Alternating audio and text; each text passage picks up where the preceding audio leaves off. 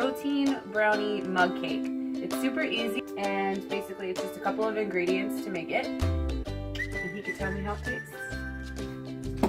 So, the ingredients that you need for this are, I'm using Phorm's Level-1 protein powder and ice cream sandwich because it is hands down my favorite. But if you are a little bit more carb conscious, you can use a hydrolyzed whey protein isolate, so that'll have less carbohydrates. This is a protein blend. So this particular protein powder has about 7 grams of carbohydrates. So just, be conscious of things like that when you are making it.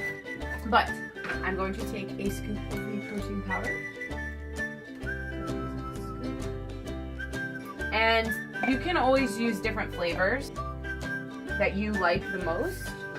Me in particular, I love chocolate, so in order to make this more chocolatey, what I'm gonna actually go ahead and do is take Hershey's unsweetened cocoa powder.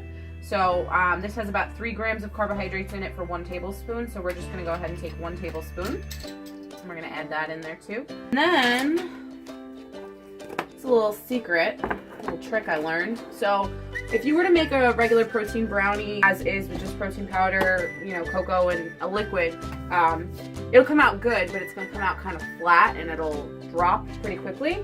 So a little trick that I learned from Carrot Corey actually is to take a teaspoon of double acting baking powder.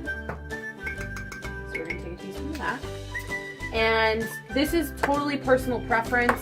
I just like to add a little bit of stevia just to make it a little bit sweeter and just to kind of pull out that chocolate flavor.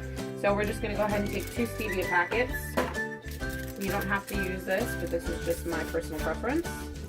Take some stevia, put that bad boy in there. First, we're just gonna go ahead and take the dry ingredients and just combine it. You just wanna mix it up just so that it's nice and even. Okay, and then once you get it pretty much mixed well, there's a little bit of the clumps in there from the baking powder, but that's okay. So you mix it up, and then basically what you want to start doing is, you can use water. I'm going to use unsweetened vanilla cashew milk. I find that this makes it a little bit creamier and gives it a nice texture.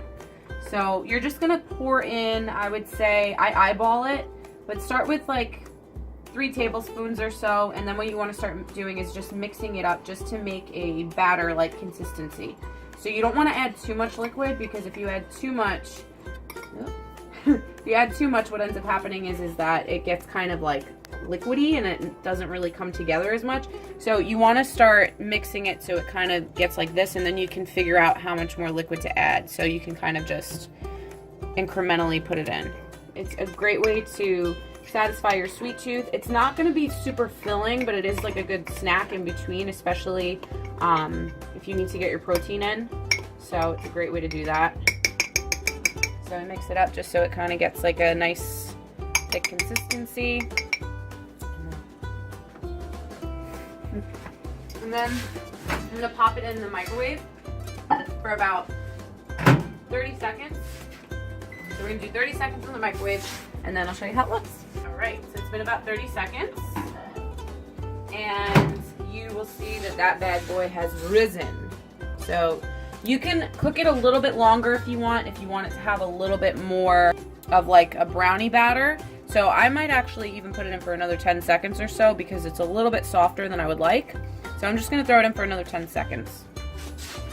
Okay, and there you have it. So pretty much it gets like a nice doughy consistency, but it's still a little bit molten. So it's really good, it's fluffy. You can add some peanut butter on top of it if you'd like. So yeah, you can add any toppings of choice. You can put some whipped cream on top of it, however you like. And like I said, it's a great way to get in protein. And if you can try this flavor ice cream sandwich, it is honestly like hands down one of the best protein powders I've ever tried. So you can make pancakes with this, you can make protein bars, you can make pre-workout oatmeal, all kinds of really great stuff. So definitely give this a try. But let me know if you guys have any questions. Try this recipe out and let me know how you like it. All right, thanks guys.